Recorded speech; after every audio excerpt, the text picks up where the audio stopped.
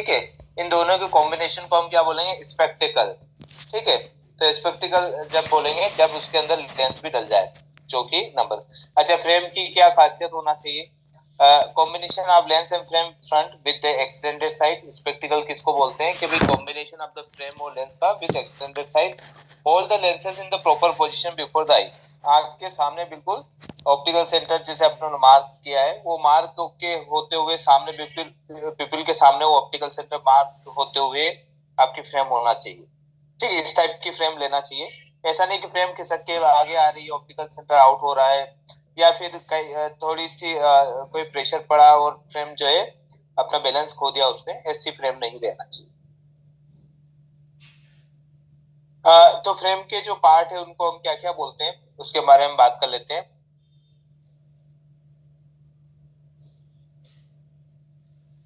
अब यहाँ पर देखिए आप, ये फ्रंट, ये वाला दो तरह से हम बात कर सकते हैं। एक तो फ्रंट व्यू, जैसे फ्रेम सामने रखी तो आपको क्या क्या दिख रहा है, ठीक है, और साइड व्यू, साइड में आपको क्या क्या दिख रहा है। तो फ्रंट जो फ्रेम है आपने सामने रखी हुई, तो आपको यहाँ पर सबसे पहले आप देखेंगे ब्रिज। ठीक है, दोनों लेंस को कनेक्ट करके रखता है, उसको बोलते हैं हम bridge. Middle area of the two lenses, दो लेंसेज के बीच की जो दूरी रहती है उसको ब्रिज बोलते हैं। ये दोनों ही लेंस राइट और लेफ्ट को कनेक्ट करके रखता है, इसको ब्रिज बोलेंगे। तो उसके बाद यहाँ पर आप देखेंगे नोज पेड आ जाएंगे आपके। ठीक है, फ्रेम के नोज पेड आ गए। फिर ये रिम आ गई, जिसको आई वेयर भी बोलते हैं या रिम बोलते हैं। ठीक, कई बार हम बोलते हैं रिम बनाना है, रिम का मतलब है इस रिम के अंदर आपको लेंस फिट करना है। फिर उसके बाद आपके जो हिंज रहते हैं, साइड व्यू में हम देखेंगे हिंजेस देखेंगे, जिससे टेम्पल जुड़ी हुई रहती है, इसको शील्ड बोलते हैं। ठीक है, ये शील्ड वाला एरिया हो गया। अब शील्ड के बाद भी ये थोड़ा सा बचा हुआ एरिया आपको दिख रहा होगा इतना सा। ठीक है, इसको एंड पीस बोलते हैं, ये लास्ट एंडिंग पार्ट रहता है फ्रेम का, इसलिए इसको एंड पीसेस बोलते हैं। ठीक है, तो जिसे फ्रेम आपके सामने आई, तो ब्रिज कौन सा हिस्सा हो गया, रिम कौन सी हो गई, शील्ड कौन सा हो गया, एंड पीसेस कौन सा हो गया, ये आपको अच्छे से समझ में आ गया। ठीक है, अब साइड व्यू में क्या दिखेगा आपको, एक फ्रेम का जो है टेम्पल दिखेगा, दिखेगी अपनों को। अब यहाँ पर आप देखिए, ये वाला जो पोर्शन जिसमें पूरी मशीन लगी रहती है, स्प्रिंग लगी रहती है, इसको हम बट पोर्शन भी बोलते हैं। ठीक है, और ये बट पोर्शन से लगा के जहां तक कोई एंगल नहीं दिया गया हो, इसको शाफ्ट बोलते हैं। This is shaft. ठीक है, शाफ्ट भी बोलते हैं, शाफ्ट भी बोलते हैं इसको। तो जो टेम्पल है उसका फर्स्ट वाला जो पोर्शन जिसके अंदर मशीन रहती है पूरी स्प्रिंग वाली, और ये सभी चीजें, तो उसको हम बट पोर्शन बोलते हैं। बट पोर्शन से लगाकर जहां पर एंगल दिया जाता है उसको हम शाफ्ट बोलते हैं। ठीक है, ये इतना यूजली यूज नहीं आता है, क्योंकि हम नॉर्मली लैंग्वेज में भी अगर बोलते हैं समझ जाते हैं। बाकी शाफ्ट और ये थोड़ी इसकी टेक्निकल लैंग्वेज। ठीक है, ये ईयर पीसेस हो गए, दिस इज ईयर पीस, ये लास्ट वाला पोर्शन है, इसको ईयर पीस बोलते हैं, और यहाँ से हमें बेंड दिया जाता है। ठीक है, आगे चल के हम देखेंगे बेंड कैसे दिया जाता है, किस तरह से देना चाहिए। ठीक है, तो ये ईयर पीस हो गए, ये ईयर पर जो है वहां पर टिके हुए रहते हैं, ताकि फ्रेम खिसक के बाहर की तरफ ना आए।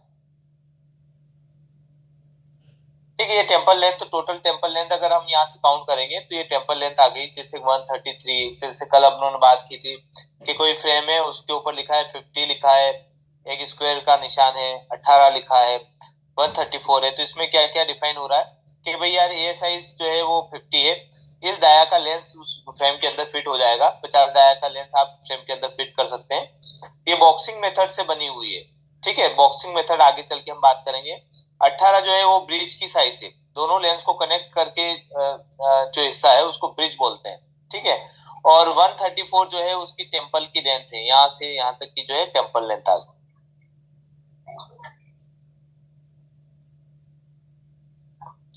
देखिए, टेम्पल भी अलग अलग टाइप के आते हैं, जैसे स्कल टेम्पल है, कन्वर्टेबल टेम्पल है, कंफर्ट केबल है, ठीक है, राइडिंग बोर्ड टेम्पल है, लाइब्रेरी है। सबका यूज अलग अलग है। अभी आजकल हम जो यूज करते हैं वो स्कल टेम्पल यूज करते हैं, सभी जगह स्कल टेम्पल यूज किया जाता है। बाकी ये दूसरे जो है जैसे कंफर्ट केबल है या राइडिंग बो है, ये बच्चों के लिए, स्पेशल बच्चों के लिए प्लान किया जाता है। ठीक है, कन्वर्टेबल टेम्पल, अगर आपको जैसे राइट टेम्पल आपकी खराब हो गई, दूसरी टेम्पल डालनी है, तो राइट की लेफ्ट, लेफ्ट की राइट आप बना सकते हैं कन्वर्टेबल टेम्पल्स के थ्रू। ठीक है। जो ब्रिज रहता है, जिसका जो हिस्सा हमने बात की थी ब्रिज का, वो ब्रिज प्लास्टिक के भी रहते हैं और मेटल के फ्रेम में मेटल के भी रहते हैं। ठीक है। या मेटल में प्लास्टिक भी आप कर सकते हैं, जिसे फिक्स नॉच पैड आते हैं। ठीक है। ये यूनिफिट ब्रिज बोलते हैं, जिसको फिक्स नॉच पैड बोलते हैं, वो यूनिफिट ब्रिज है। ठीक है। बच्चों के लिए चिल्ड्रंस यूनिफिट आते हैं। मेटल की फ्रेम में कुछ आपको ग्रेनी या मेटल सेडल ब्रिज बोलते हैं इसको। ये एडजस्टेबल नोजपेड है, मेटल की फ्रेमों में आपके एडजस्टेबल नोजपेड आ जाते हैं। बाकी जो शीट की फ्रेम है उसमें आप देखेंगे दो तरह के है। एक तो सेडल है, ये सेडल ब्रिज हो गया है, और एक की होल ब्रिज है। ठीक है। तो इन दोनों के कॉम्बिनेशन को हम क्या बोलते हैं, मॉडिफाइड सेडल ब्रिज। अगर इन दोनों को मिला दिया जाए तो मॉडिफाइड सेडल ब्रिज बन जाता है।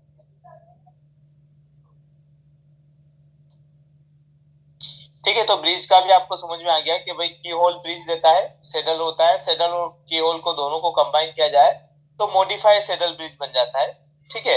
तो ये सभी तरह के ब्रिज जो है आपके पास अवेलेबल है और आप पेशेंट को भी देते भी है। देखिए, जो ब्रिज की साइज है, या सेडल ब्रिज किसको देना चाहिए, की होल किसको देना चाहिए, मॉडिफाइड सेडल, ये नोज की थिकनेस के ऊपर डिपेंड करता है। ठीक है। वो धीरे धीरे आपको समझ में आ जाएगा, या फ्रेम का सिलेक्शन कराएंगे तो उस समय आप सेडल ब्रिज की वजह से फ्रेम ऊपर की तरफ आईब्रो से भी ऊपर जा रही है, तो आप उसको की होल की तरफ लेके जाएंगे या मॉडिफाई की तरफ लेके जाएंगे। ठीक है। इन दोनों में से कोई भी आप फ्रेम सिलेक्शन कराना स्टार्ट कर देंगे कि भैया जिसमें मॉडिफाइड सेडल ब्रिज है वही फ्रेम चाहिए हमें, तो इसका भी आपको ध्यान रखना है। देखिए, प्लास्टिक फ्रेम रहती है, मेटल और रिमलेस, ये आप सबको पता है। ठीक है। प्लास्टिक की फ्रेम्स आती है और मेटल आती है और रिमलेस, ये तीन तरह की फ्रेम का कॉम्बिनेशन। जो प्लास्टिक फ्रेम है उसमें अगर कोई मटेरियल की बात करें हम, तो आप देखेंगे कि सेल्यूलोस नाइट्रेट मटेरियल रहता है। एसीटेट फ्रेम्स भी आपने सबने देखा होगा, cellulose acetate, propionate, carbon fibre graphite, polycarbonate frame जो आजकल अनब्रेकेबल फ्रेम्स आ रही है, जो कैसे भी मोड़ दें आप, वो पॉलीकार्बोनेट है। फिर पॉलीमाइड आती है, जो कि हम काफी सस्ती फ्रेम आती है पॉलीमाइड की। कई बार पॉलीमाइड में ही जो केम के पेशेंट रहते हैं उनके मोतियाबिंद के ऑपरेशन होने के बाद जो लेंस दिए, चश्मे दिए जाते हैं, वो सस्ते हो जाते हैं और पॉलीमाइड क्वालिटी वाइज भी ठीक है, तो वो इस टाइप के फ्रेम में कई बार नंबर डाले जाते हैं। ऑप्टिल है।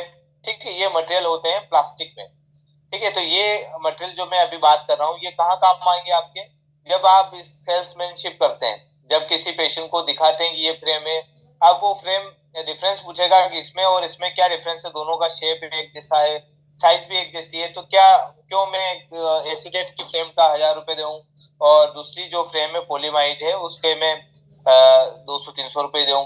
ठीक है। इतना ह्यूज डिफरेंस आ रहा है, तो आप एसीडेट मटेरियल के बारे में आप बताएंगे कि एसीडेट मटेरियल है और ये आपके लिए भी अच्छा रहेगा और क्वालिटी वाइज बेस्ट रहता है, अनब्रेकेबल टाइप का मटेरियल रहता है, टूटता नहीं इजीली और लाइट वेट रहता है।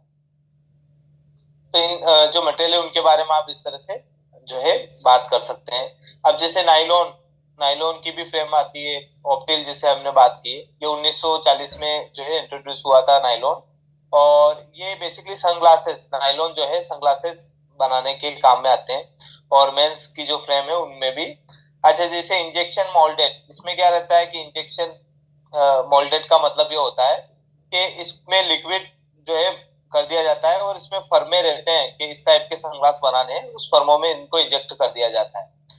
इस इंजेक्ट करने को ही इंजेक्शन मोल्डेड बोलते हैं। ठीक है। कोई मटेरियल है भरा हुआ है, उस मटेरियल को अलग अलग फर्मे बने हुए हैं, अलग अलग गूगल की डिजाइन के, उनमें इंजेक्ट कर दिया जाता है, तो ये वाली जो है फ्रेम्स बन जाती है आपकी। लाइट वेट रहते हैं और जल्दी से खत्म नहीं होते हैं ये। अच्छा, जो प्लास्टिक फ्रेम है उनके ड्रॉबैक क्या है, क्यों हम उनको कम यूज करना चाहिए, या उनके क्या दिक्कतें हैं। एक तो ब्रेक हो जाते हैं, जिससे टेम्परेचर कई बार चेंज होता है, गर्म से फिर ठंडे में, ये बार बार टेम्परेचर चेंज होता है, उसकी वजह से भी उसमें जो स्ट्रेंथ है कम हो जाती है। ठीक है। या धूप में लंबे समय तक आपने रखा है तो भी उसकी स्ट्रेंथ कम हो जाती है। और ये इनको जलाने पर एकदम से पूरे जलते नहीं है, कुछ ना कुछ अवशेष बच ही जाते हैं इनके। ठीक है। और इसमें क्या है, सनलाइट के साथ साथ इसकी स्ट्रेंथ कम होती जाती है, जैसे मैंने आपको बताया, पर इसमें कलर का इफेक्ट इतना नहीं होता है। जिस कलर का भी फ्रेम आप लेंगे वही कलर आपको दिखाई देगा, उसमें कोई भी फेडनेस नहीं आती इतना जल्दी से। ठीक है। तो ये आपके कुछ ड्रॉबैक है, बेनिफिट भी है। जो मेटल फ्रेम है उसमें अलग अलग मटेरियल यूज किए जाते हैं, जैसे मोनल है, निकिल सिल्वर है, फास्फोरस है, ब्रॉन्ज है, स्टेनलेस स्टील है, ठीक है, टाइटेनियम, बेरिलियम, ट्रिकाल, flexon, aluminium, cobalt, silver, gold, ठीक है, ये मटेरियल जो है फ्रेम मैन्युफैक्चरर में यूज किए जाते हैं। तो ये जैसे मोनल, निकल या अदर जो मैंने बताया, इसकी पूरी की फ्रेम नहीं बनती है। आप अगर किसी पेशेंट, किसी कस्टमर को बोलेंगे कि यार इसमें निकल भी है सर और मेटल भी है, दोनों चीजें का कॉम्बिनेशन है और इससे ये फ्रेम थोड़ी सी और अच्छी रहेगी और कोरोजन प्रॉब्लम नहीं आती है, एंटी एलर्जिक रहती है, तो निकिल का वो बोलते भाई निकिल कहाँ कहाँ रहता है इसके अंदर, तो आप ये बता सकते हैं इसके नोज पे जो है निकल के बनते हैं, एंटी एलर्जिक रहती है भाई। तो उससे क्या होगा कि आप नोज के बिल्कुल पास में मेटल रहता है तो उससे एलर्जी होने के चांस रहते हैं, तो ये निकल के बनाए जाते हैं, ठीक है, थोड़े से स्ट्रॉन्ग रहते हैं, तो इस तरह से आप मोनल और निकल का बता सकते हैं। तो ये मोनल निकल का जो है नोज पे आर्म्स बनते हैं, फिर ब्रिज बनता है, इन पीसेस बनते हैं, ठीक है। जो निकल है उसका भी नोज पेड आर्म्स बनते हैं, ठीक है, नोज पेड आर्म्स आप जानते हैं कि क्या होता है, ठीक है। निकल सिल्वर इन दोनों कॉम्बिनेशन यूज किया जाता है, फास्फोरस ब्रॉन्ज इनका कॉम्बिनेशन यूज किया जाता है, स्टील का भी यूज किया जाता है। ये थोड़ा और बुक में आप रीड कर सकते हैं और रीड करने से क्या होगा, थोड़ा वो नॉलेज आपका इंप्रूव हो जाएगा और जब भी किसी पेशेंट को सेल्समैनशिप करेंगे तो आप ये चीजों के नाम ले पाएंगे, जिससे क्या है पेशेंट को भी पता चले कि हाँ जो लेंस जो फ्रेम यूज कर रहे हैं उसमें ये मटेरियल की बनी हुई रहती है। नहीं तो नॉर्मली आप देखेंगे कहीं से भी बाजार से परचेस कर लेंगे फ्रेम, तो उनमें इसमें क्या क्वालिटी का डिफरेंस आता है वो आप इससे पेशेंट को समझा सकते हैं। टाइटेनियम और जैसे कि एल्यूमिनियम, बेरिलियम, ये वाले थोड़े स्ट्रॉन्ग मटेरियल है, ठीक है, और ये ब्रांडेड भी है और ये कॉस्टली भी पड़ते हैं, तो इनका जो है प्राइस हमेशा आपको टाइटेनियम का ज्यादा मिलेगा, एल्यूमिनियम का भी ज्यादा मिलेगा। एल्यूमिनियम जो है अपन नॉर्मल जो लेते हैं उनमें और दूसरा जो एल्यूमिनियम जो वास्तव में क्वालिटी वाले आते हैं उनमें डिफरेंस रहता है। तो ये कोरोजन रेसिस्टेंट रहते हैं एल्यूमिनियम भी, और ये डिफरेंट टाइप के आईवीआर जो है इसमें एल्यूमिनियम में बनाए जाते हैं। बेरिलियम, ये भी आपका कॉस्टली मटेरियल है और ये भी आपका कोरोजन प्रॉब्लम नहीं होती है और ये भी जो है फ्रेम के मैन्युफैक्चर में यूज किए जाते हैं।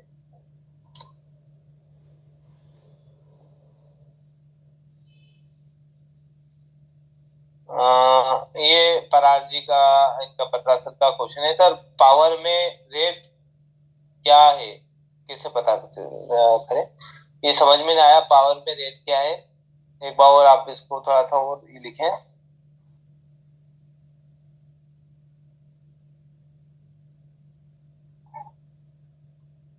देखिए जो फ्रेम की जो डिजाइन यूज की जाती है वो अलग अलग टाइप की, जैसे कोई राउंड फ्रेम है और इस तरह के जो है अलग अलग डिजाइन यूज की जाती है, और इसमें डिजाइन का मतलब ये हुआ है कि जैसे फुल फ्रेम है, कोई कोई सुपरा है जिसमें नीचे से नायलॉन थ्रेड रहता है, कोई हाफ फ्रेम है, ठीक है, कोई कॉम्बिनेशन ऑफ द फ्रेम है, तो ये सभी जो है फ्रेम के डिजाइन है।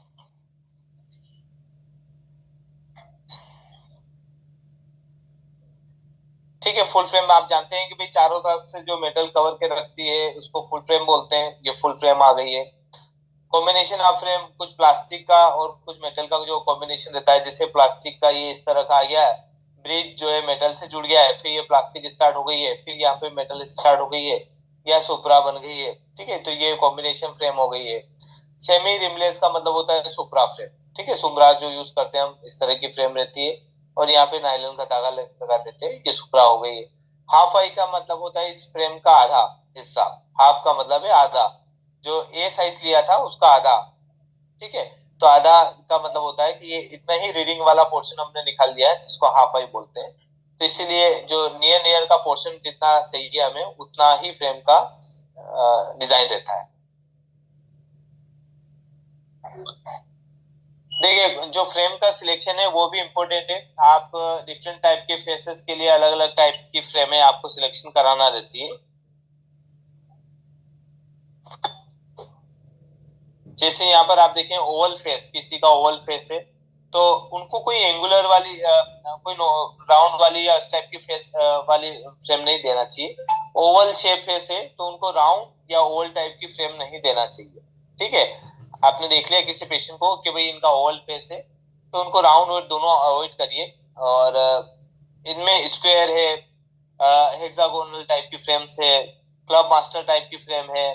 ठीक है, ऐसी कोई फ्रेम का सिलेक्शन करा सकते हैं। इसी तरह राउंड वाले में भी आप देखें स्क्वायर फेस है किसी का, स्क्वायर वाले में राउंड और ओवल वाली फ्रेम ज्यादा अच्छी लगती है।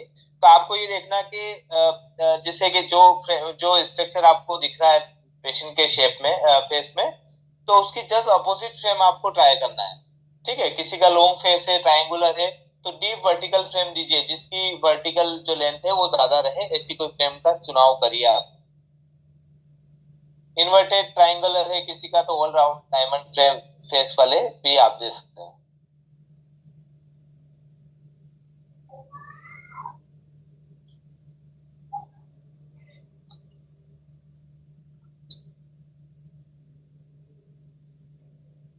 जैसे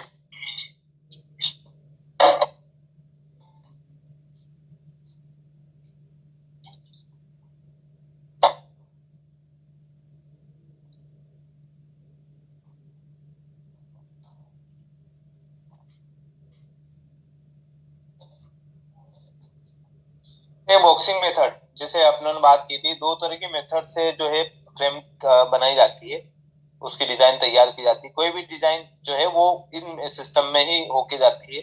राउंड बनाइए या हेक्सागोनल बनाइए या फिर अदर टाइप की कोई भी फ्रेम आप बनाएंगे तो ये सिस्टम से ही गुजरना पड़ेगा। तो दो तरह के सिस्टम रहते हैं, एक तो डोटम सिस्टम और दूसरा है बॉक्सिंग सिस्टम। तो हम डोटम सिस्टम जो है पहले यूज किया जाता था, तो हम बॉक्सिंग सिस्टम की बात करते हैं जो कि आज जो है करंट जो है बॉक्सिंग सिस्टम यूज किया जाता है। तो बॉक्सिंग सिस्टम से क्या होता है, एक तो फ्रेम और लेंस का जो मेजरमेंट रहता है वो मार्क रहता है कि भाई यार ये फ्रेम जो है इससे ज्यादा बाहर नहीं जाना चाहिए, इससे अंदर नहीं जाना चाहिए। तो इससे क्या होगा कि आपकी राइट आई का ए साइज, लेफ्ट आई का भी ए साइज दोनों बराबर ही मिलेंगे। ऐसा नहीं होगा कि राइट आई का ए साइज कहीं से बड़ा हो गया कहीं से छोटा हो गया है और कंपेयर करेंगे हम लेफ्ट वाला ए साइज से, तो उसमें दोनों में जो डिफरेंस है वो एक जैसा ही रहेगा, उसमें बड़ा छोटा नहीं रहता है। ऑप्टिकल जो टेक्नीशियन है वो एक्यूरेटली लेंस कितना फिट होना चाहिए, कितना डाया का हमें लेंस मंगवाना है वो आपको समझ में आ जाएगा। बॉक्सिंग सिस्टम के थ्रू अगर कोई लेंस का डाया मंगाना है तो वो आराम से आप इसको मेजरमेंट करके मंगा सकते हैं।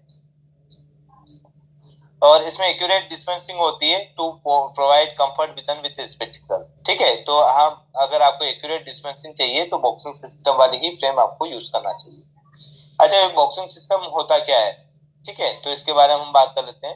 ये कुछ लाइंस आपको दिखाई दे रही होगी जिसमें ये कुछ हॉरिजॉन्टल है, ये मान के चलें ये कुछ हॉरिजॉन्टल लाइंस है, ये हॉरिजॉन्टल हो गई है, और कुछ वर्टिकल लाइंस है, ये वर्टिकल लाइंस हो गई है। ठीक है, तो इनसे आपको क्या दिख रहा है कि यहाँ पर एक बॉक्स बन गया है, यहाँ पे बॉक्स बन गया है। ठीक है, अलग अलग बॉक्स बन गए हैं, तो इसलिए इसको बॉक्सिंग सिस्टम बोला जाता है। अब यहाँ पर देखिए ये बॉक्सिंग सिस्टम का जो है सबसे बढ़िया एग्जांपल है यहाँ पर फ्रेम का। तो हमने क्या किया है, जैसे कि ये कोई आपके पास चश्मा है और इस चश्मे को जैसे आपने रखा तो इन सभी जो है बॉक्स के अंदर ये परफेक्ट फिट हो जाएगा। ठीक है, इससे बाहर नहीं जाएगा, इससे नीचे अंदर नहीं रहेगा। तो यहाँ पर आप देखेंगे ये फ्रेम लगाने के बाद हमने जो है लाइन ड्रॉ की है, एक लाइन ये हो गई, दूसरी ये हो गई है, तीसरी ये हो गई है, चौथी ये हो गई। ठीक है, अब इन दोनों के बीच का सेंटर वाली भी एक लाइन ड्रॉ की हमने, यहाँ पे बीच का सेंटर वाली लाइन ड्रॉ की है। अब यहाँ पर देखिए यहाँ का जो दोनों का सेंटर है ये लाइन ड्रॉ की है, और जहाँ ये फिनिश हो रहे थे यहाँ पर एक लाइन ड्रॉ कर। तो ऊपर वाली लाइन ये बताती है कि भाई राइट आई की जो हाइट है वो लेफ्ट आई की हाइट के बराबर ही है। ठीक है, इसमें भी यही बताएगा लोअर जो हाइट है, लोअर जो है बॉटम, वो लेफ्ट आई के भी बॉटम के बराबर इक्वल है। तो कोई फ्रेम ऊपर नीचे नहीं जाएगी या कोई ए साइज जो है वो कभी ऊपर नीचे नहीं बढ़ेगी। तो ये दोनों फ्रेम जो है प्रोटेक्ट करके रखती है बॉर्डर लाइन को। ठीक है, दोनों लाइन जो है डोटम लाइन, इनको डोटम लाइन बोलते हैं, दिस आर डोटम लाइन। और ये बॉक्सिंग सिस्टम है, डोटम सिस्टम के बाद बॉक्सिंग सिस्टम बना है। ठीक है, यहाँ तक कोई इशू नहीं है, ये आपको समझ में आ गया है। इन दोनों के बीच का जो सेंटर है वो सेंटर से एक लाइन ड्रॉ की हमने, तो आप देखेंगे कि यहाँ पे बिल्कुल एक एक जगह जो है वो सेंटर मिल गया है। ठीक है, ये क्रॉस का निशान आ गया। इस क्रॉस के निशान को क्या बोलते हैं?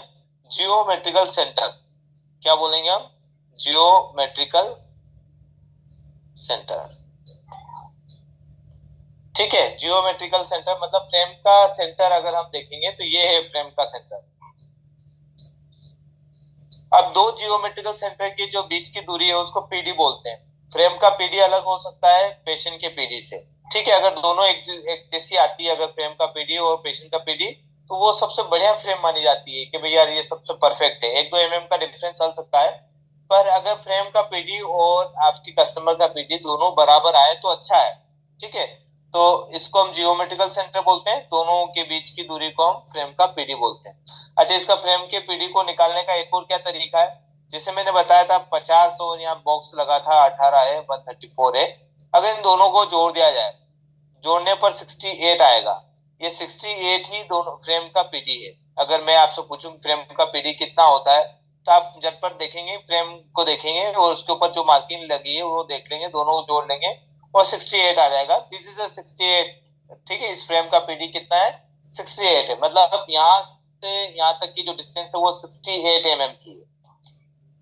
ये क्या हो गया? फ्रेम का PD. This is a frame PD. ठीक है, तो ये फ्रेम का पीडी और आपके पेशेंट का पीडी एक दूसरे के आसपास ही रहना चाहिए, तभी फ्रेम का जो है एक्चुअल जो है फिटिंग आ जाएगी।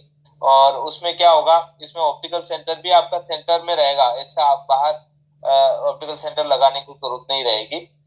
कोई भी लेंसेज है उसका ऑप्टिकल सेंटर जो है सेंटर में रहता है। जैसे कि मान के चले जितनी पावर बढ़ती जाती है उतना ऑप्टिकल सेंटर जो है पास में आना स्टार्ट हो जाता है। 5 नंबर है ऑप्टिकल सेंटर यहाँ मिलेगा। 2 नंबर है ऑप्टिकल सेंटर बिल्कुल सेंटर के आसपास ही घूमता रहेगा। 10 नंबर है ऑप्टिकल सेंटर आपको सेंटर में ही मिलेगा। ठीक है, तो जितना पावर आप बढ़ाएंगे ऑप्टिकल सेंटर उतना पास की तरफ अट्रैक्ट होता है, उतना ऑप्टिकल सेंटर सेंटर में आ जाता है। तो इसका भी आपको ध्यान रखना है। ठीक, ये समझ में सिस्टम के बॉक्स से बनी हुई है। अब यहाँ पर आप देखिए जो जियोमेट्रिकल सेंटर है, this is a geometrical centre. ठीक है, इससे आप क्या करेंगे? 3 mm नीचे डाउन की तरफ एक डॉट लगा देंगे, यहाँ पर 3 mm नीचे डाउन की तरफ। ठीक है, from the geometrical to 3 mm। तो ये 3 mm के ऊपर नीचे आपने जो डॉट लगाया है ये बाइफोकल की हाइट को रिप्रेजेंट करता है। बाइफोकल की हाइट इतनी होना चाहिए। ठीक है, ये सिस्टम बोलता है कि बाइफोकल की हाइट कितनी होना चाहिए? इतनी होना चाहिए।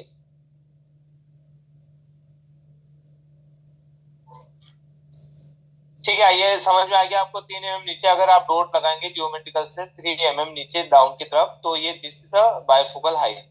ठीक है, तो सेगमेंट इतना होना चाहिए आपका।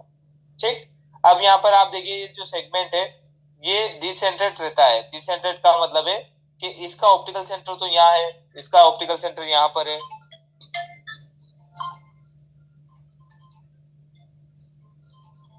जस्ट सेकेंड दीजिए मुझे।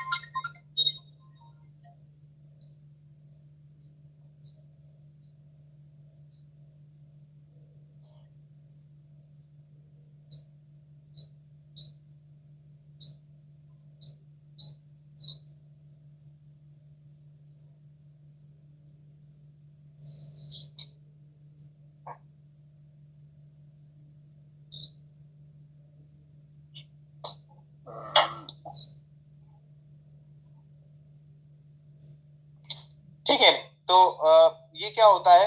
ये 2 mm डिसेंट्रेट किया है, इसका ऑप्टिकल सेंटर यहाँ पर है और यहाँ पर ऑप्टिकल सेंटर है।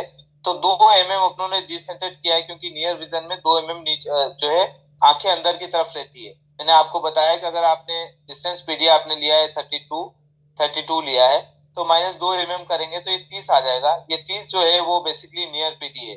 तो नियर पीडी आपकी यहाँ पर आएगी, this is a near PD जो कि 60 है और ये 64 है जो कि आपकी डिस्टेंस पीडी है।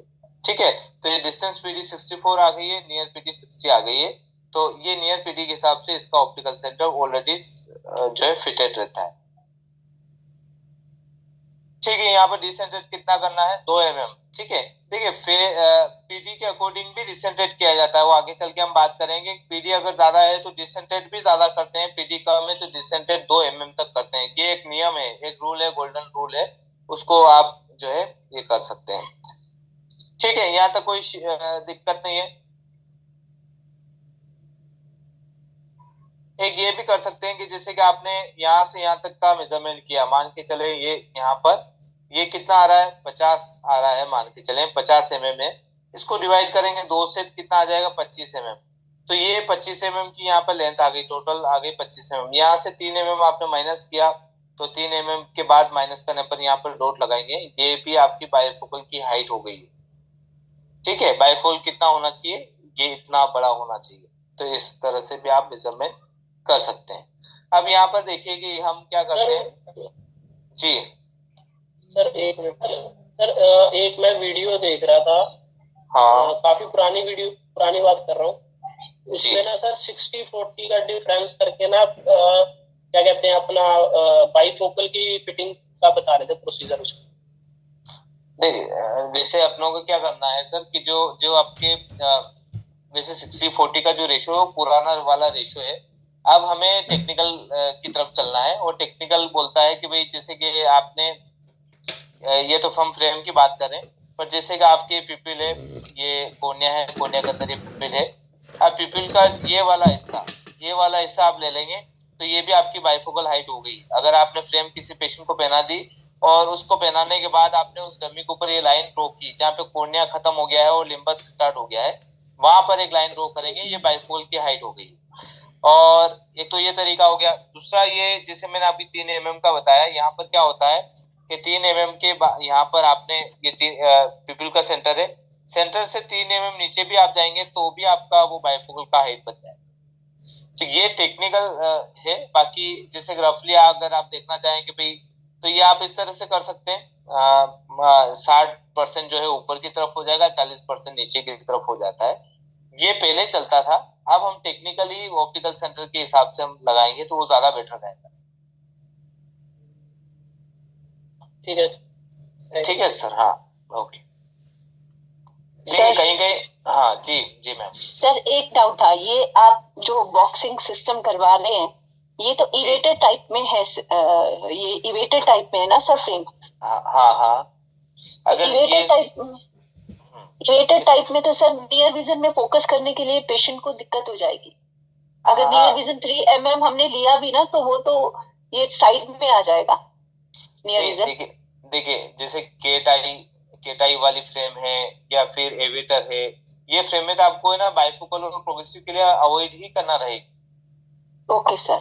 है ना, केटाई इनमें क्या रहता है बेसिकली, ये जो राउंड रहता है जो नोज के पास में, ये काफी कम रहता है, इसलिए उसको दिक्कत आती है। तो ये तो अवॉइड ही, ये डिसएडवांटेज है प्रोग्रेसिव का कि बाय एवेटर और केटाई वाली इस टाइप की फ्रेमें हैं, उनको आप अवॉइड करिए जब भी किसी पेशेंट को प्रोग्रेसिव देते हैं। तो ये तो जस्ट हम देख रहे हैं कि भी बॉक्सिंग सिस्टम जो बना हुआ है, केटाई भी फ्रेम बॉक्सिंग सिस्टम से बनेगी और स्क्वायर फ्रेम भी बॉक्सिंग सिस्टम से ही बनेगी। तो अपनों ने जस्ट एक एग्जांपल लिया है केटाई इसका एवेटर वाली फ्रेम का। ओके सर, एक और डाउट था मेरा। जी जब जी। पीडी आपने पीडी लिया है किसी पेशेंट का ना, तो ऊपर के लिए कितनी हाइट लेते हैं और डाउन के लिए कितनी हाइट रखते हैं नियर विजन के लिए? नहीं, जैसे आपने पीडी लिया है, पीडी तो ओनली आपने पीडी लिया है जैसे किसी पेशेंट का, उसके बाद हाइट का मतलब ऑप्टिकल सेंटर के लिए? हाँ जी सर, ऑप्टिकल सेंटर के लिए।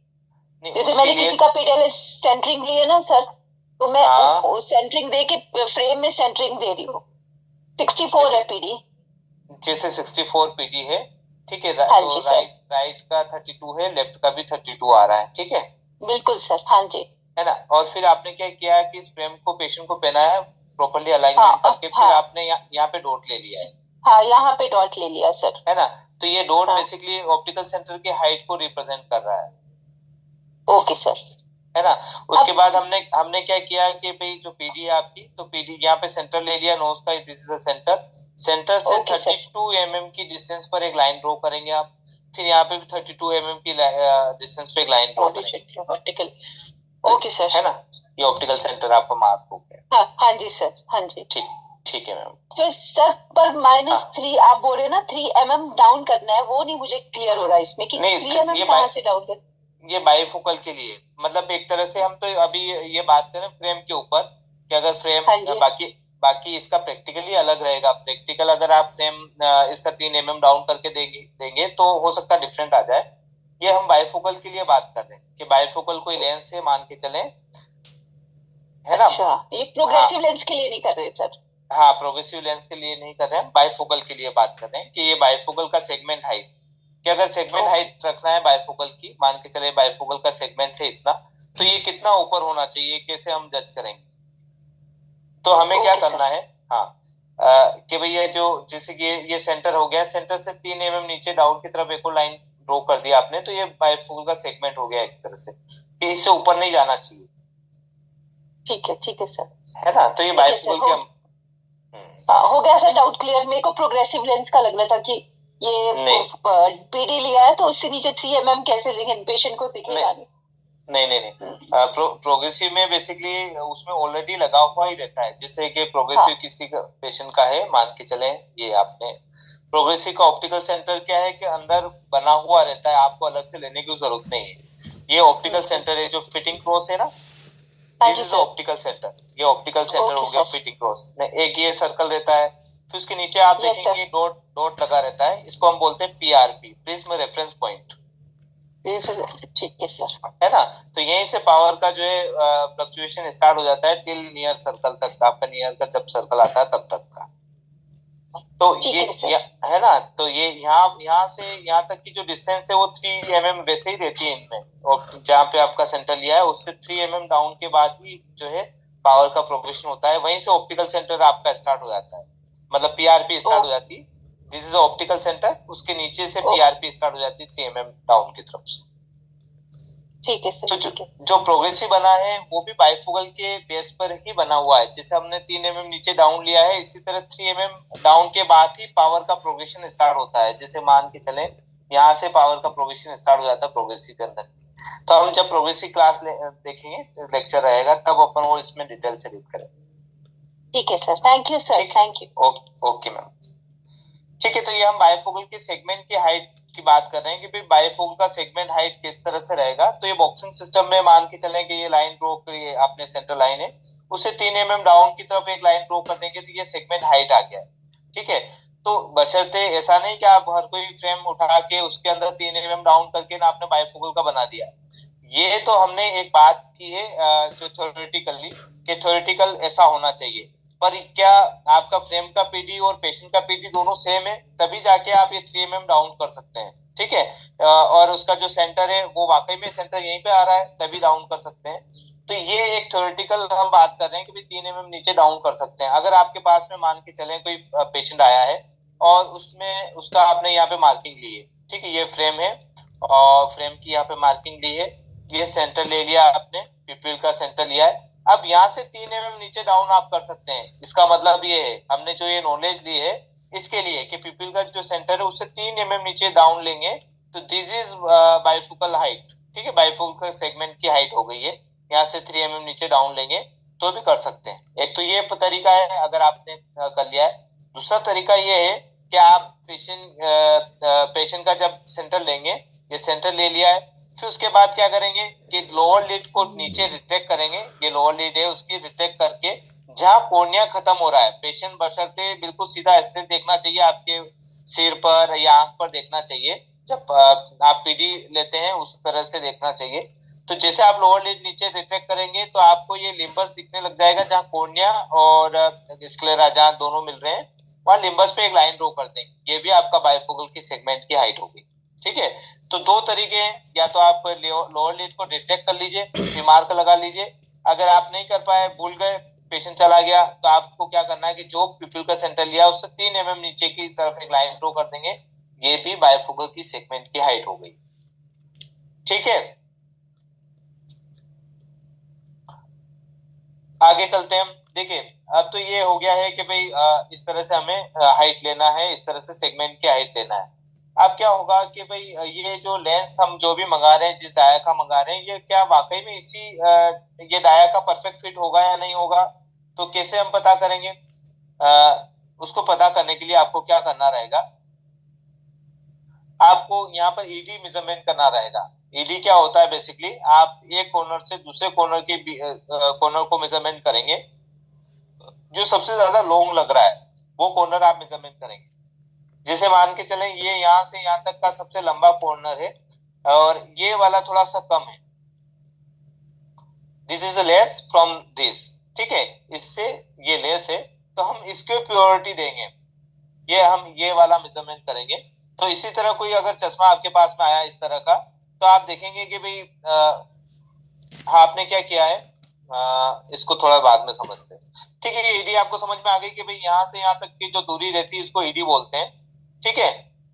और इसी ईडी जो आप मेजरमेंट करेंगे, यही डाया का आपको लेंस लेना है। मान के चले यहाँ से यहाँ तक की जो दूरी आ रही है वो 54 mm आ रही है, तो इस पेशेंट के लिए 54 mm का डाया आप मंगवा सकते हैं, ठीक है। जैसे आप मंगाएंगे तो इसमें ऑप्टिकल सेंटर बिल्कुल सेंटर में आ जाएगा। पर अपना जो पेशेंट आएगा उसका ये तो फिक्स नहीं है कि भाई ऑप्टिकल सेंटर यहीं पर आएगा, हो सकता है ऑप्टिकल सेंटर उसका यहाँ पर आए, बड़ी छोटी फ्रेम होने की वजह से हो सकता है यहाँ पर आए, यहाँ पर आए। आप जो मार्किंग करेंगे, जैसे कोई फ्रेम ब्लैंक आपने कोई फ्रेम ली है, किसी पेशेंट को पसंद करवाई और इस फ्रेम को किसी पेशेंट को पहनाया, ठीक है। अब पहनाने के बाद क्या हुआ कि आपका ऑप्टिकल सेंटर यहाँ पे नहीं आया, आपने जो डॉट लगाया है ऑप्टिकल सेंटर के लिए, जो आपने हाइट के लिए,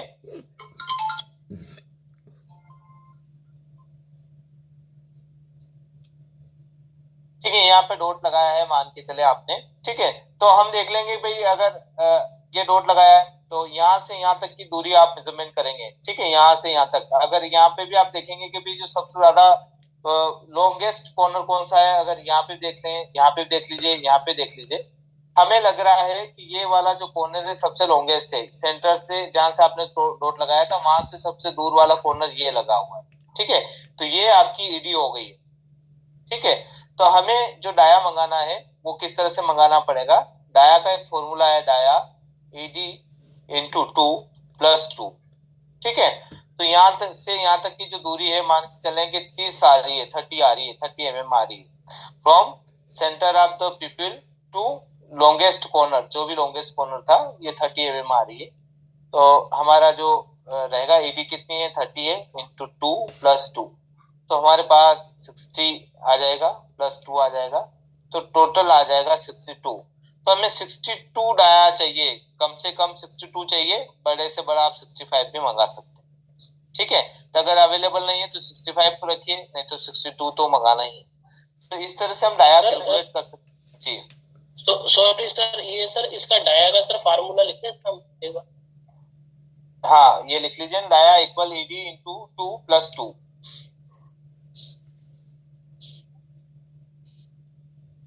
ये तो समझ में आ गया, जिससे कि सपोज कोई चश्मा किसी और का है, किसी पेशेंट का, और आपने फ्रेम बड़ी दे दी, उसका चेहरा छोटा है, तो उसका सेंटर कहाँ पे आएगा, ऑप्टिकल सेंटर यहाँ पे आएगा। मान के चले आपने पीडी के थ्रू और हाइट के थ्रू आपने ये लिया, तो यहाँ पे प्लस का साइन आ रहा है। तो हम क्या करेंगे, ये वाला कॉर्नर देखेंगे कि कौन सा ज्यादा पास दूर है, ये वाला पास में है, ये भी थोड़ा पास में दिख रहा है, ये भी पास में दिख रहा है, ये वाला कॉर्नर ज्यादा दूर दिखाई दे रहा है, तो हम ये वाले कॉर्नर का लेंथ ले लेंगे, जिसको हम ईडी बोलेंगे।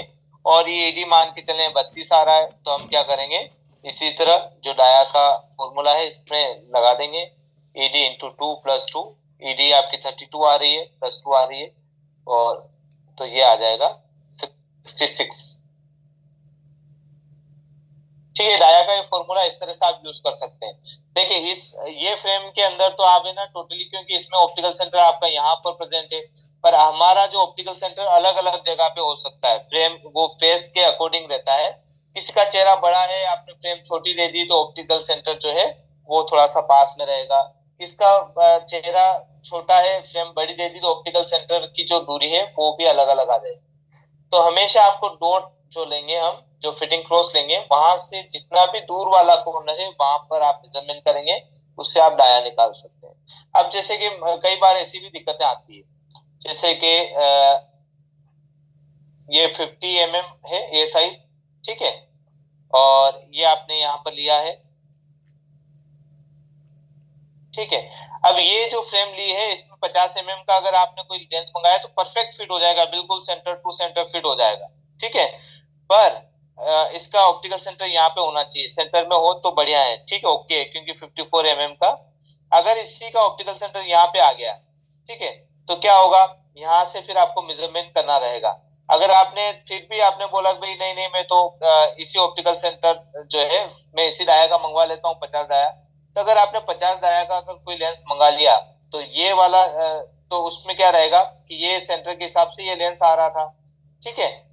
ये जो आपने लेंस मंगाया है ये यहाँ पे फिट करेंगे, मान के चलिए ऑप्टिकल सेंटर है, इस ऑप्टिकल सेंटर को आप यहाँ फिट करेंगे तो कोई दिक्कत नहीं आएगी, परफेक्ट फिट हो जाएगा। पर अगर आप इसी लेंस को यहाँ पे फिट करेंगे,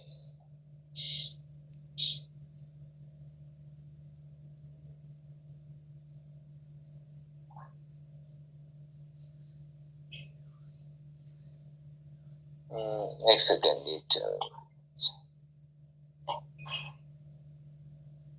अगर यहाँ पे फिट करेंगे मान के चले,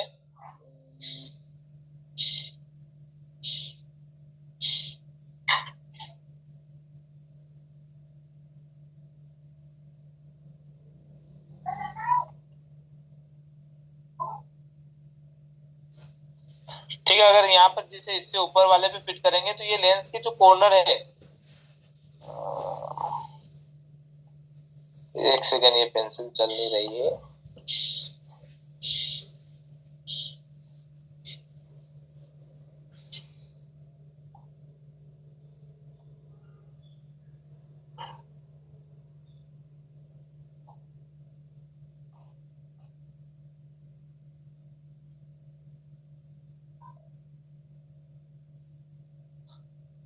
ठीक है, ये तो समझ में आ गया आपको। ये ऑप्टिकल सेंटर के ऊपर अब हम फिट करेंगे तो पूरा ग्लास पूरा परफेक्ट आ जाएगा। पर ये जो ऑप्टिकल सेंटर मैंने ऊपर लगाया है नोज की तरफ, अगर इस पे फिट करेंगे तो ये कॉर्नर बच जाएंगे, जो साइड के आपको कॉर्नर दिखाई दे रहे हैं वो कॉर्नर आपके परफेक्ट फिट नहीं होंगे, फिर यहाँ पे गैप बन जाएगी, ठीक है। इसलिए हमें ईडी की जरूरत है, ईडी इसीलिए हम निकाल रहे हैं कि अगर इस 50 का कोई लेंस आपका फिट नहीं हो पाएगा, इससे बड़ा लेंस चाहिएगा ईडी के हिसाब से, तो जिससे बड़ा हम लेंस लगा ले लेंगे तो ये परफेक्ट फिट हो जाएगा, ठीक है। ये समझ में आया सबको?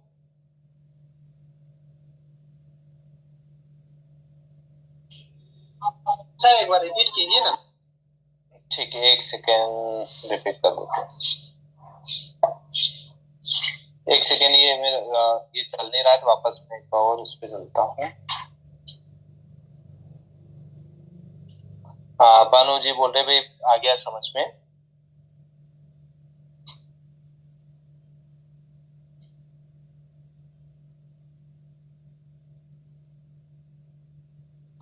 देखिए इसकी हम बात कर रहे थे और यहाँ पर आप देखिए जैसे कि ईडी आपको निकालना है तो आपको इस तरह से निकालना है, या ये सेंटर आपने लिया है, मान के चलें ऑप्टिकल सेंटर आपने ये ले लिया है फ्रेम के ऊपर।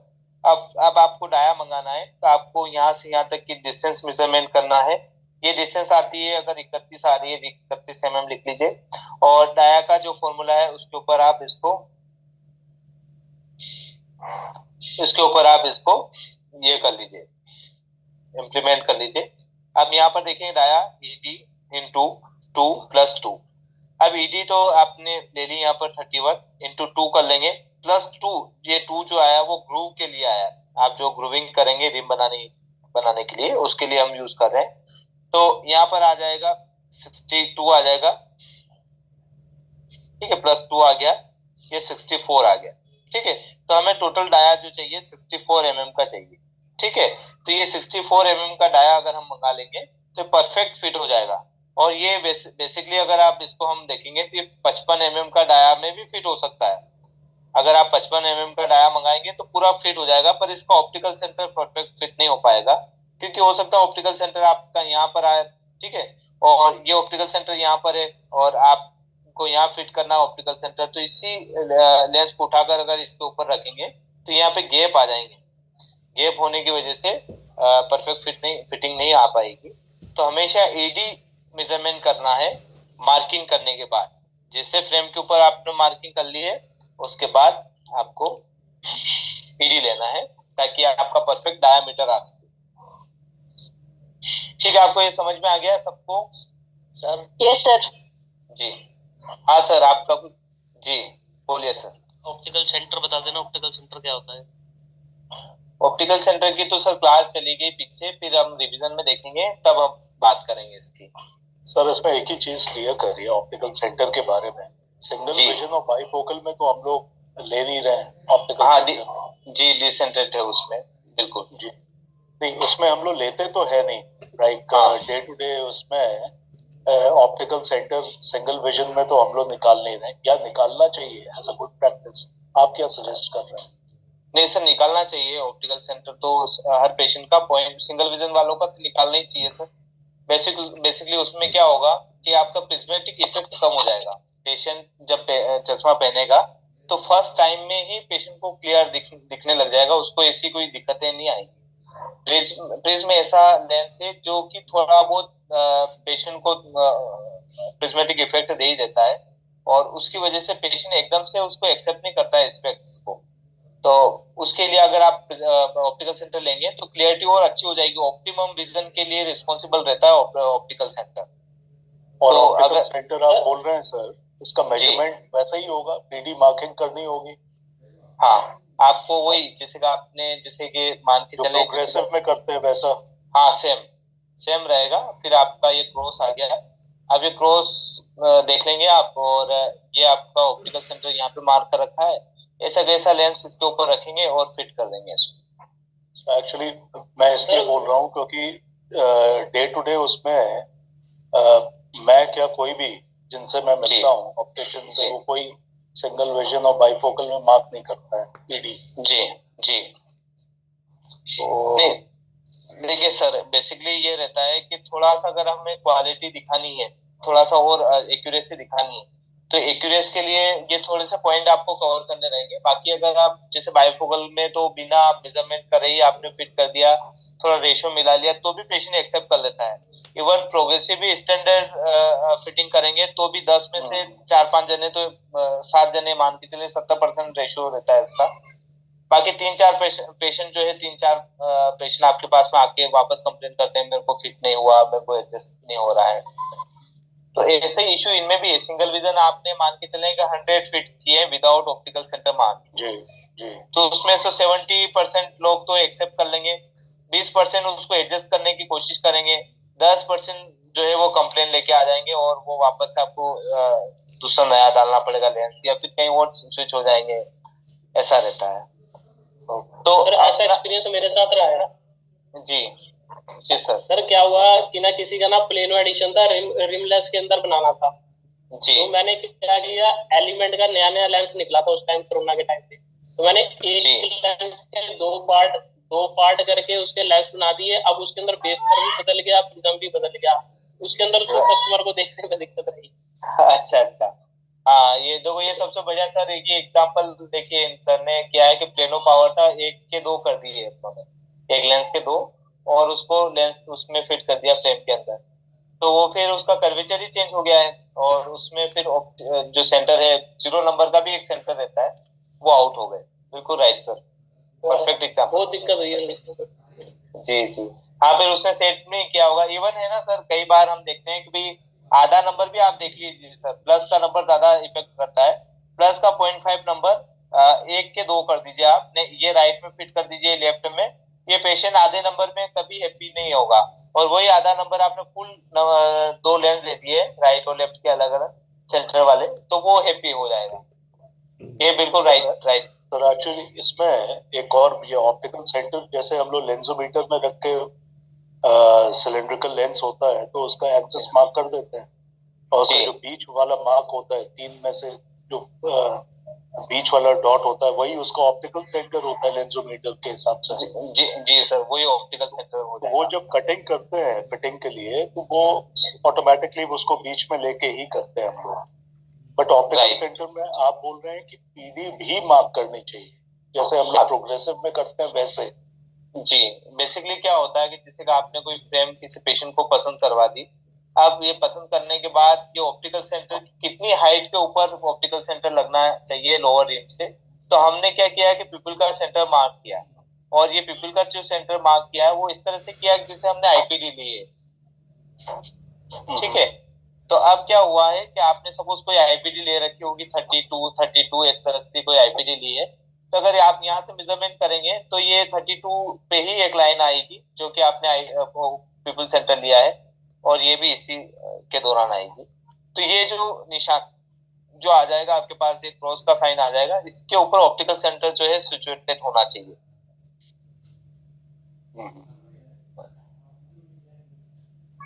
ओके, है ना। तो हाँ, तो हम जो पीपल का सेंटर लेते हैं फ्रेम के ऊपर, तो आप इस तरीके से लीजिए कि आईपीडी ले रहे हैं एक तरह से हम, तो उसमें 1 mm का जो वेरिएशन चलता है, ये 1.5 mm का आता है, कई बार आता है, क्योंकि ह्यूमन बीइंग की वजह से थोड़ा 19-20 हो ही जाता है। तो 1-2 mm में कोई इशू नहीं है, 32 का 33 आ गया कोई इशू नहीं है, या 31 आ गया कोई इशू नहीं है। आपका ऑप्टिकल सेंटर इतने दायरे में होना चाहिए, ठीक है। क्योंकि देखिए प्रोग्रेसिव में तो हम मान के चले कि जो फिटिंग क्रॉस है उसके बाद ये इतना वाला हिस्सा है, इसी दायरे में सबसे ज्यादा बेस्ट विजन आता है। बाकी यहाँ पर थोड़े एब्रेशन स्टार्ट हो जाते हैं, लोग पहले बोलते हैं कि ऊपर में एब्रेशन नहीं है, कुछ भी नहीं है। सबसे ऑप्टिमम विजन जो है 3.5 mm की mm के सर्कल में ही सबसे ज्यादा अच्छा विजन मिलता है। तो हमें 3 से 3.5 mm तक में कोई इशू नहीं है। अगर आपका ऑप्टिकल सेंटर यहाँ लग गया, यहाँ पर लग गया, आसपास लग गया है, कोई इशू नहीं है। मतलब 1-2 mm का डिफरेंस चल सकता है।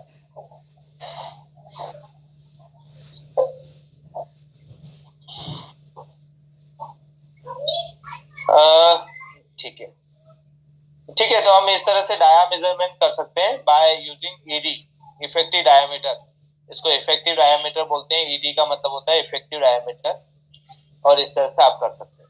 अच्छा, इसमें एक और चीज हमने देखी कि भाई जो आपने देखा है फ्रेम के ऊपर ये लिखे रहते हैं, जैसे कि 50 लिखा है, फिर बॉक्स बना है 18 लिखा है, इन दोनों को मिला देंगे हम 68 आ जाएगी, और ये 68 जो है फ्रेम का पीडी है। तो आपका पीडी और फ्रेम का पीडी, आपका जो कस्टमर का पीडी और फ्रेम का पीडी दोनों आसपास रहे तो सबसे बेस्ट जो है फ्रेम का सिलेक्शन हो जाता है। कई बार आप देखते हैं कि भैया लेंस कार्ड वाले ये इस तरह से फ्रेम का कैसे मेजरमेंट कर सकते हैं कि भाई इतना साइज का फ्रेम चाहिए इनको, या इतना साइज का ये फ्रेम उसके लिए सुटेबल रहता है। वो क्या करते हैं कि भाई पीडी ले लेते हैं और पीडी से इससे कैलकुलेट कराते हैं इस साइज से, अगर दोनों के इक्वल या आसपास आता है तो वो फ्रेम का सिलेक्शन करवा देते हैं। तो ये लेंस कार्ड है या आदत जो है वो इस तरह से यूज कर सकते हैं।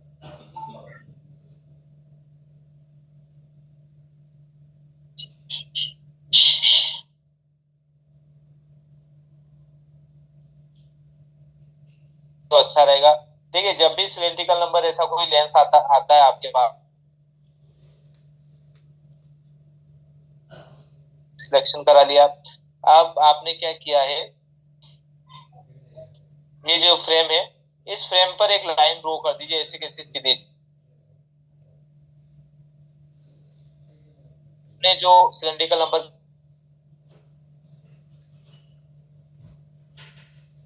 रखिए आप इस डमी को, ये डमी ऊपर मर्ज कर लीजिए, फिर फिट कर लीजिए। कई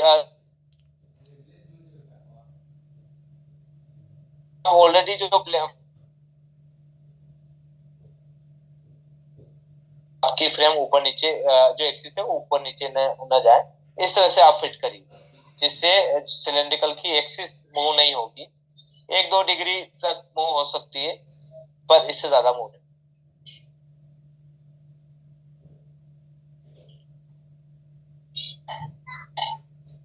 सर आपके वहां का नेटवर्क देखिए, सबको वॉइस आ रही है, दैट मीन्स के आपके वहां का नेटवर्क कहीं इशू हो सकता है। चंदन सर,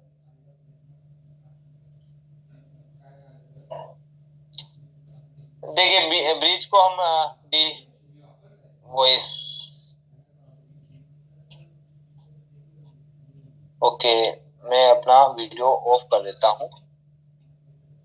अच्छा कट रही है, पत्रा जी बोल रहे भाई कट रही है, ठीक है, मैंने अपना वीडियो ऑफ कर दिया है, अब वॉइस ठीक आ जाएगी आपको।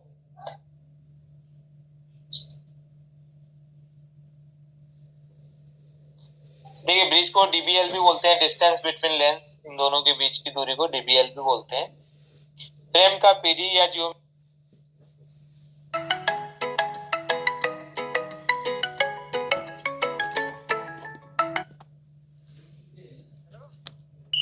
देखिए ब्रिज का साइज इस तरह से मेजरमेंट कर सकते हैं हम कि कितना है ब्रिज, ये ब्रिज इस तरह से मेजरमेंट किया जा सकता है।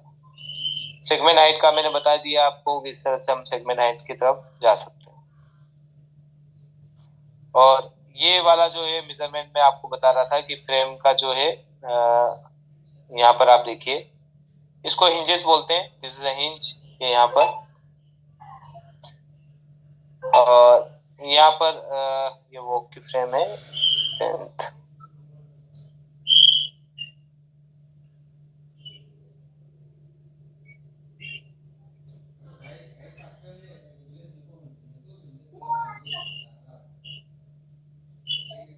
ओके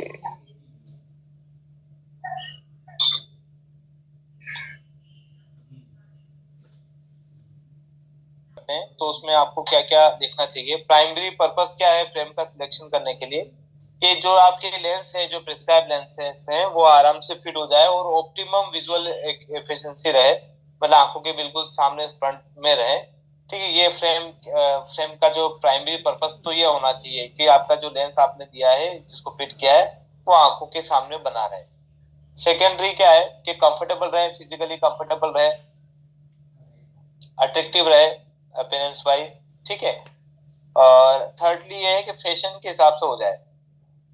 तो तीन जो है आपके पर्पस रहते हैं जब भी फ्रेम का सिलेक्शन कराना है। तो आपको ये देखना है, सबसे पहले आपको प्रायोरिटी ये देना है कि अगर सपोज मान के चलें कोई 10 नंबर का, कोई -10 नंबर का कोई पेशेंट आपके पास में आया है, तो उसका फ्रेम जो है आप ऐसा पसंद कराइए कि जो परफेक्ट फिट हो चेहरे के ऊपर, ये साइज थोड़ी सी छोटी हो। ठीक है, ताकि लेंस की थिकनेस इतनी ज्यादा नहीं आए, ऑप्टिकल सेंटर भी बिल्कुल सेंटर में आ जाए, उस तरह से पीडी के अकॉर्डिंग आप फ्रेम का सिलेक्शन कराइए। फर्स्ट ये पर्पस हो गया। सेकेंड ये है कि लाइट वेट रहे, वो कंफर्टेबल रहे, ईयर के ऊपर भी आराम से आ जाए, ये सेकेंड। थर्ड है कि वो थोड़ी सी फ्रेम जो है आज के अनुसार रहे, वो उसमें थोड़ा फैशनेबल हो जाए, कलर आ जाए, या फिर उसमें राउंड आ जाए, हेक्सागोनल आ जाए, उस टाइप की फ्रेम आ जाए। तो आपको ये तीनों ही पर्पस पूरा करना है जब भी फ्रेम का आपको सिलेक्शन कराना है।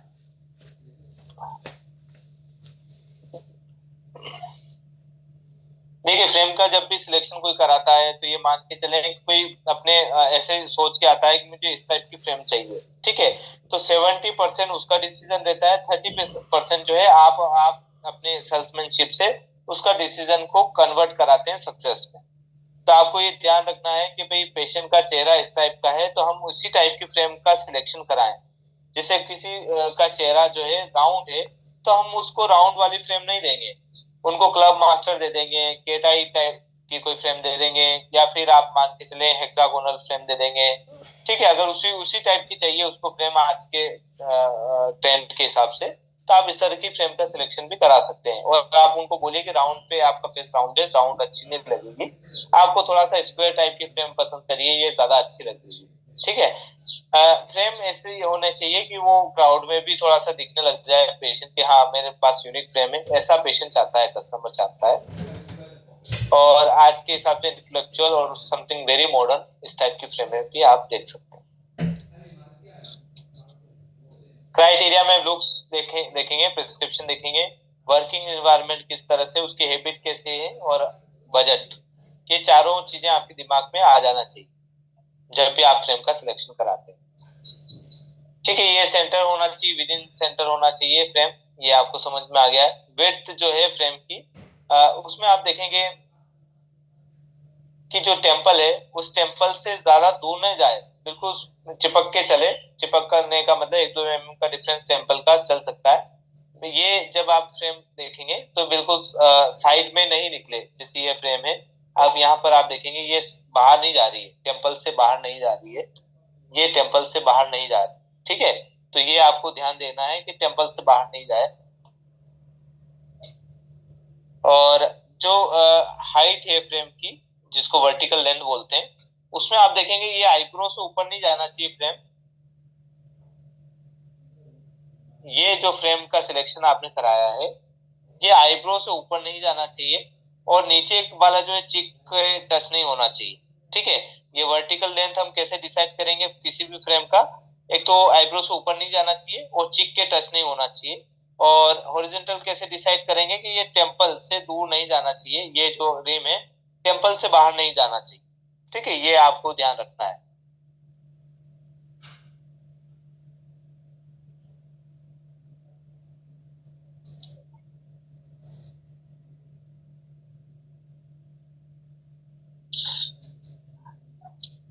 कौन कौन सी सुटेबल फ्रेम हो सकती है, क्या क्या कंसीडर करना है? Shape of the your face, colouring, nose, eyes, hair line, और जो इमेज हम चाहते हैं कि इस टाइप का हमें दिखना है उस टाइप का भी आप देख सकते हैं।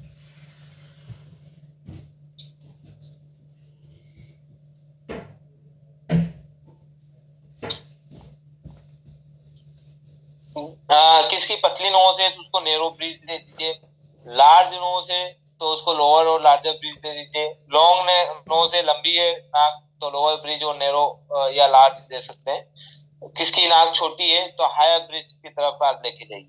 ठीक है, तो ये सिलेक्शन है फ्रेम का। अभी आपके कोई क्वेश्चन है तो पूछ सकते हैं। हेलो जी सर, बोलिए सर। सर, एक क्वेश्चन था कि सर कल ना एक लड़की आई थी 20-22 साल की, जी तो उसका डिस्टेंस का तो आ रहा था -2 और -2.25। जी तो जब हम डिस्टेंस लगा के उसे नियर का पढ़ा रहे थे ना, उसमें दिक्कत आ रही थी उसे कि नियर मुझे साफ नहीं दिख रहा था, और चश्मा वो हटाते थे हम स्टाइल तो उसे सही दिख रहा है। देखिए ये दिक्कत कब, ये सब दिक्कत कब आती है? एक तो पेशेंट फर्स्ट टाइम यूज कर रहा है, पहली बार पेशेंट चश्मा लगा रहा है, एक तो ये इशू आता है।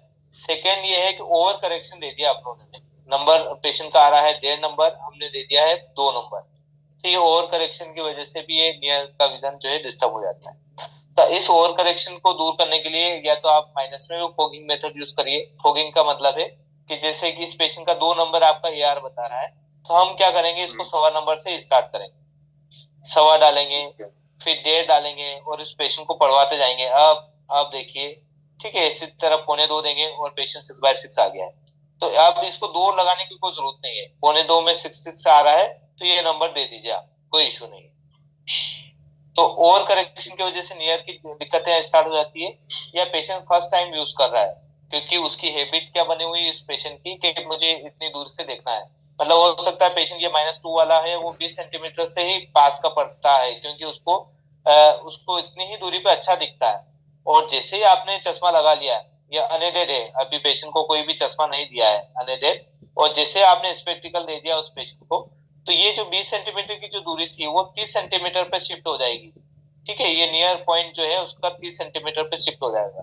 तो पेशेंट चाहता है यहाँ पे पढ़ना, पर आपका जो लेंस यहाँ पर दिखा रहा है, तो थोड़ी सी काउंसलिंग भी करना रहेगी। तो हमें एक तो ओवर करेक्शन देखना है और दूसरा काउंसलिंग करना रहेगी। ठीक है सर जी। अच्छा, इसका ये भी है कि जैसे -2 दिया है, अब ये -2 आपने ओवर करेक्शन दिया है, ये कैसे पता करेंगे? ये पता करने के लिए ड्यूक्रोम टेस्ट यूज कर सकते हैं। ड्यूक्रोम टेस्ट जो है, रेड एंड ग्रीन 2 तरह के बैकग्राउंड रहते हैं। रेड में बैकग्राउंड में कुछ लेटर्स लिखे रहते हैं, ग्रीन में भी कुछ बैकग्राउंड में लेटर्स लिखे हुए रहते हैं। इस पेशेंट को पढ़ने का बोलना है कि भाई यार, इस बैकग्राउंड में लेटर्स रेड वाले में अच्छे दिख रहे हैं या ग्रीन वाले में अच्छे दिख रहे हैं। पेशेंट बोल रहा है कि मुझे ग्रीन वाले में अच्छे दिख रहे हैं, तो इसका मतलब ये ओवर करेक्शन हो गया है। पेशेंट अगर ग्रीन में अच्छा देख रहा है, दैट मीन्स कि ओवर करेक्शन हो गया है। अब इस करेक्शन को तब तक कम करिए या तो दोनों रेड एंड ग्रीन दोनों इक्वल हो जाए, या रेड की तरफ पहुंच जाए। या तो इक्वल होना चाहिए, रेड एंड ग्रीन दोनों एक जैसे दिखने चाहिए, या रेड की तरफ इसको छोड़ दीजिए। अगर पेशेंट बोल रहा है कि भाई यार मुझे रेड एंड ग्रीन अच्छा दिख रहा है, तो उसको 1.5 नंबर दे दीजिए। अगर पेशेंट बोल रहा है नहीं, मुझे तो अभी भी ग्रीन ही अच्छा दिख रहा है, और जैसे आपने 1.5 नंबर यहाँ पे लगाया और रेड अच्छा हो गया है, 0.5 ज्यादा बढ़ाते तो ग्रीन अच्छा हो जाता है, तो आप 1.5 नंबर दे दीजिए, रेड की तरफ छोड़ दीजिए। ऐसा भी कर सकते हैं। आगे चल के रिफ्लेक्शन की जो क्लास है उसमें और रीड करेंगे हम इसको। ठीक है सर? ठीक है। और किसी का कोई क्वेश्चन आज की क्लास से रिलेटेड, ऐसा कोई डाउट लग रहा है, पूछ सकते हैं।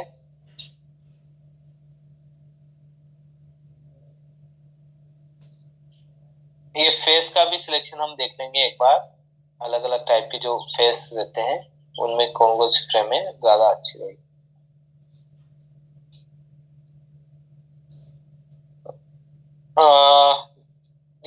हर्षदास जी बोल रहे हैं भाई, ओल्ड एज कस्टमर थे, उनके राइट साइड का नंबर मशीन ने नहीं दिया, उनको प्रोग्रेसिव ग्लास देना है तो उनको पीडी नहीं मिला, उनका पीडी नहीं मिला है। हाँ देखिए, एआर से सर एक तो पीडी मत लीजिए, एआर का पीडी और आप जब मैनुअल लेंगे उस पीडी में डिफरेंस आ जाएगा। तो पीडी जो है आप जो है आपके अलग से ले लीजिए। अगर आप वो भी नहीं ले पा रहे हैं तो फिर एक सेंटर, ऑप्टिकल सेंटर मार्क कर लीजिए आपके उस फ्रेम में। ठीक है, ये मार्क कर लीजिए, सेंटर तो ले ही सकते हैं, आपके डमी के ऊपर एक सेंटर ले लीजिए, पर पहले एडजस्ट कर लीजिए फ्रेम को, उसके बाद सेंटर ले लीजिए। हाँ सर, समझा। जी ठीक है, thank you sir. Thank you ma'am. Okay okay.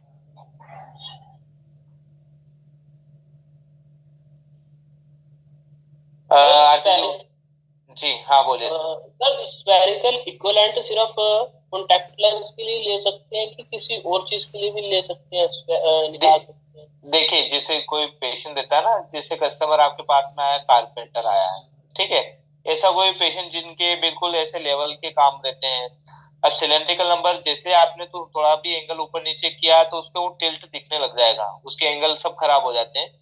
तो ऐसे पेशेंट के लिए भी आप जो है स्पेरिकल इक्विवेलेंट कर सकते हैं। कॉन्टेक्ट लेंस के लिए तो करना ही है, पर सपोज कोई पेशेंट आया जिसको सिलेंड्रिकल सेट नहीं हो रहा है, मान के चले किसी पेशेंट को आपने ये नंबर दिया, एक सिलेंड्रिकल नंबर 90 डिग्री, उसको सेट ही नहीं हो रहा है, बोल रहा है भाई मेरे को जमीन ऊपर नीचे दिख रही है मेरे को, या मैं टेबल देखता हूँ उसकी जो एजेस देखता हूँ वो टेढ़े मेढ़े दिख रहे हैं, मेरा काम ही कारपेंटर का है। तो ऐसे पेशेंट में आप क्या करेंगे भैया, सिलेंड्रिकल नंबर हटा देंगे तो उसका विजन ड्रॉप हो जाएगा। तो ऐसे में आप स्पेरिकल इक्विवेलेंट बना सकते हैं। वो कैसे बनाएंगे, सिलेंड्रिकल का जस्ट हाफ स्पेरिकल होता है, तो इसका आधा जो है हमने इसमें मिला दिया है, तो ये 2 नंबर बन गए। तो इस पेशेंट को 2 और 1.75 से दोनों में कंपैरिजन कर लीजिए, कौन सा ज्यादा बेटर दिख रहा है, ये या फिर ये, उसकी तरफ आप स्पेरिकल इक्विवेलेंट कर सकते हैं। ठीक है सर। सर एक्सिस वही रहेगी, एक्सिस तो सेम ही रहेगी ना इसमें? नहीं, एक्सिस का तो कोई मतलब ही नहीं रहा, क्योंकि आप तो उसमें स्पेरिकल इक्विवेलेंट का मतलब है ओनली स्पेरिकल ही दे रहे हैं हम, सिलेंड्रिकल की एक्सिस तो खत्म हो गई अब, है ना। ठीक है, तो सर ये अपना प्लस और माइनस पावर दोनों तरह की हो सकती है, सिलेंड्रिकल पावर उन दोनों में ये कर सकते हैं? हाँ दोनों में कर सकते हैं, प्लस माइनस दोनों में कर सकते हैं। प्लस का भी नंबर हो तो भी स्पेरिकल इक्विवेलेंट बना सकते हैं, माइनस का हो तो भी बना सकते हैं।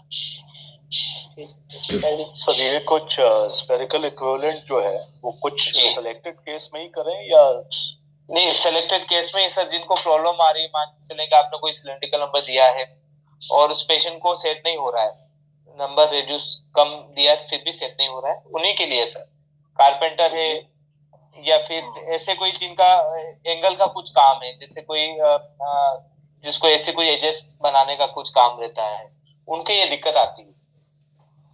तो ये जब चश्मा बन जाता है उसके बाद ही पता लगेगा इसका?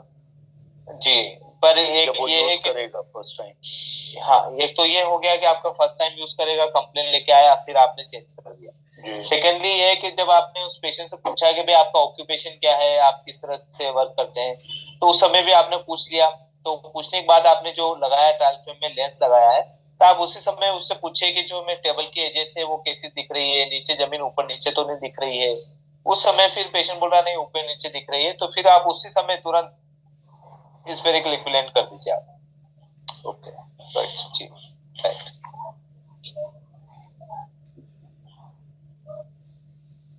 आरती जी का था, मेरी कल की क्लास मिसिंग है और मुझे रिकॉर्डिंग मिल सकती है। हाँ, आपको फोन करना पड़ेगा नासिक और वहां पर वो बता देंगे। कौन सी फ्रेम अच्छा है, सुप्रा या फुल फ्रेम? देखिए दोनों अच्छी है सर।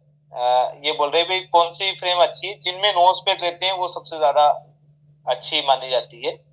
तो नोज पेड से क्या है कि आपका वर्टिकल जो है एडजस्टमेंट आप अच्छे से कर सकते हैं, और वही आप लीजिए फ्रेम नोज पेड वाली। और बाकी सुप्रा और दोनों अच्छी फ्रेम है, सब प्रोग्रेसिव में कोई इश्यू नहीं आता है।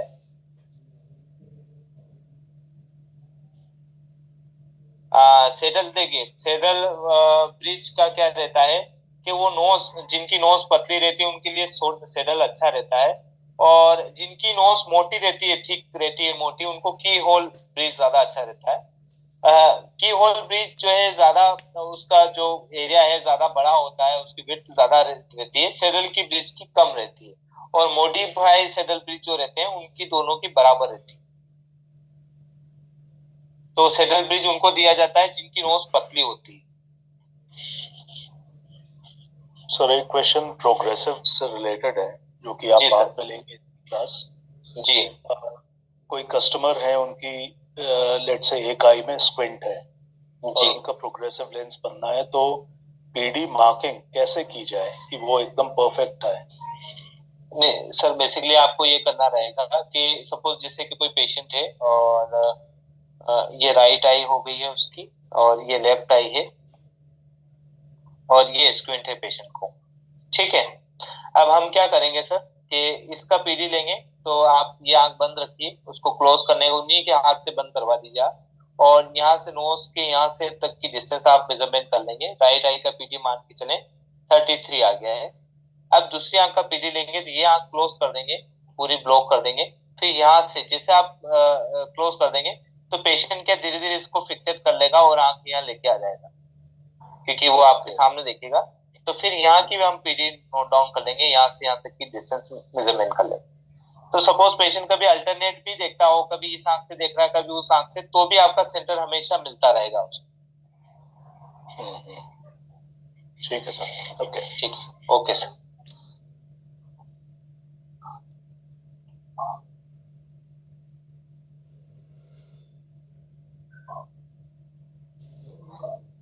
हाँ चंदन सर, आपको भी वही नासिक में रिंग करना रहेगी, वहां से आपको रिकॉर्डिंग मिल जाएगी। आप नासिक में एक बार फोन लगाइए। ठीक है, फिर आज की क्लास यहीं फिनिश करते हैं, कल राइट टाइम मिलते हैं। फ्रेम का एक और चैप्टर है, उसको फिनिश करने के बाद हम रिफ्रैक्शन पे चले जाएंगे, जो कि सबसे ज्यादा इम्पोर्टेंट है, तो उसको कोई भी मिस ना करें, क्योंकि रिफ्रैक्शन ही सबसे अच्छा माना जाता है कि अगर आपने रिफ्रैक्शन अच्छा कर लिया है। जी ठीक है sir, okay okay okay sir. हाँ जी सर, आप कुछ क्वेश्चन पूछ रहे थे? जी सर, आप सर आपकी वॉइस नहीं आ रही है,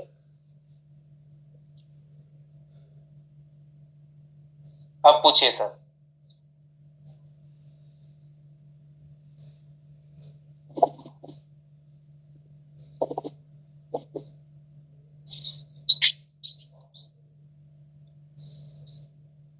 किसी का कोई क्वेश्चन हो पूछ सकते हैं। अभी कोई सर पूछ रहे थे पर उनकी वॉइस नहीं आ पाई। Hello sir. सर रिफ्रैक्शन का कल शुरू कर रहे हैं? नहीं सर, कल थोड़ा सा इसी के कुछ टॉपिक बच गए हैं फ्रेम का, परसों से। यस जी। रूपा जी बोल रहे भाई टोरिक ट्रांसपोजिशन क्यों करना चाहिए? देखिए, टोरिक ट्रांसपोजिशन अपने लिए नहीं है, जो मैन्युफैक्चरर है जिसको लेंस बनाना है, आपने ऑर्डर दिया किसी लेंस का, उसको टोरिक ट्रांसपोजिशन करना है। और उसको किस हिसाब से करना है कि आपको जो लेंस बनाना है, जो लेंस आपके पास में आएगा, वो 6 बेस में बनाना है, 8 बेस में बनाना है या 10 बेस में बनाना है।